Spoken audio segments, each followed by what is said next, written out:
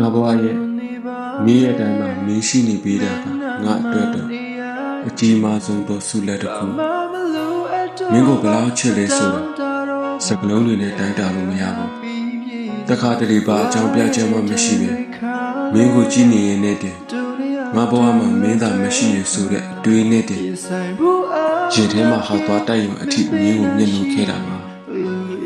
မင်းကငါရဲ့ပျော်ရွှင်မှုတင်မကဘူးငါရဲ့အနားယူရအိမ်လေးလည်းဖြစ်တယ်လောကကြီးမှာအယယဟာအချိန်တန်ရင်ပြောင်းလဲသွားတတ်ကြပြီမယ်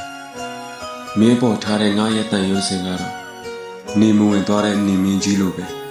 အမြဲတမ်းတောက်ပနေမှာပါအချစ်ဆိုတာပိုင်ဆိုင်ခြင်းလို့တချို့ကပြောကြတယ်ငါတို့တော့အချစ်ဆိုမင်းရဲ့ပျော်ရွှင်မှုတွေထဲမှာငါပါဝင်ခွင့်ရနေတာကိုခေါ်တာမင်းရဲ့မနှက်ခင်တိုင်းမှာအေးချမ်းမှုအဖြစ်ရှိနေခြင်းတလို့မင်းရဲ့ညချမ်းတိုင်းမှာလုံခြုံမှုအဖြစ်ရှိနေပြီးပြရစီ